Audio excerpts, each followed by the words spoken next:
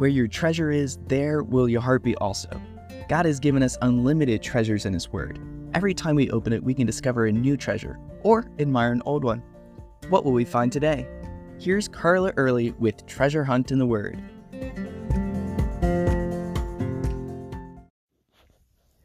Last time we were in Acts, we left Paul in prison in Caesarea under Governor Felix, who liked to listen to him talk but never took action on his case. God had promised Paul he would bear witness in Rome, but 2 years later he's still stuck in jail in Caesarea. Then Nero removed Felix from office for something he did to offend the Jews.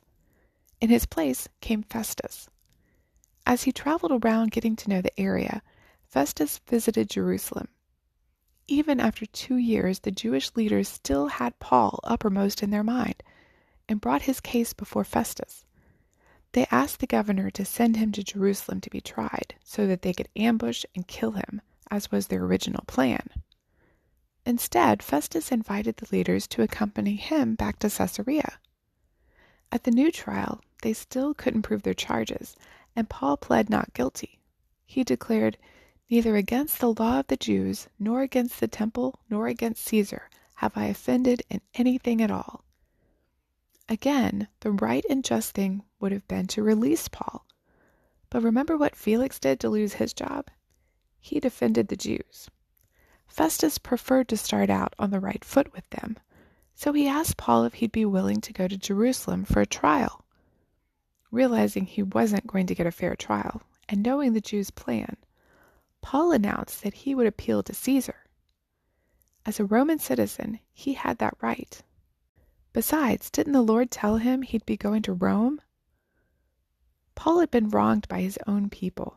They hated him so much they wanted him dead, and would do just about anything to see that happen. He'd been wronged by Felix, who kept him in prison for 2 years when he'd done no crime. Now it became clear that Festus wouldn't give him a fair trial either. Oftentimes in our lives, someone cheats us or wrongs us. It could be a friend, a neighbor, someone we barely know, or even a Christian brother or sister. Then we have a choice. What do? Do we try to get even with them and take them to court, ruin their name? Or do we take the whole mess to a higher power? What should we do? When I was in seminary, I had a roommate one semester.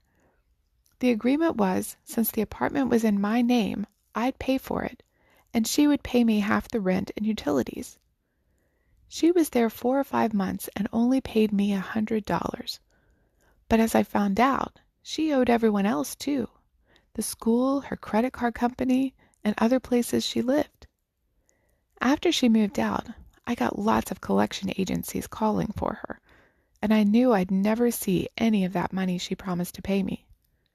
It wasn't fair that I'd been working 3 jobs to make ends meet and pay for school, while she got a completely free place to live.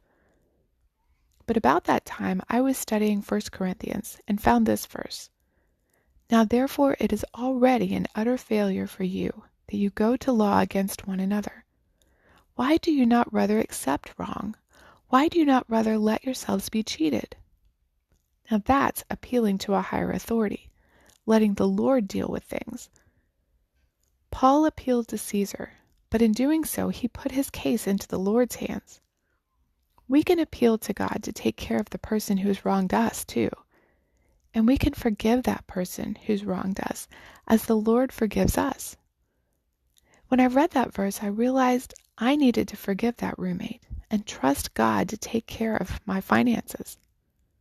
After that, I never wanted for the money she owed me, and I could put the whole thing out of my mind and not dwell on it, just let it go. In what situation might you need to appeal to a higher power? How can you let go of a wrong done to you and forgive? You can contact us at treasurehuntintheword@gmail.com. We'd love to hear the treasures God has given you through His Word. You can listen to other episodes on our website, which you can find in the description below.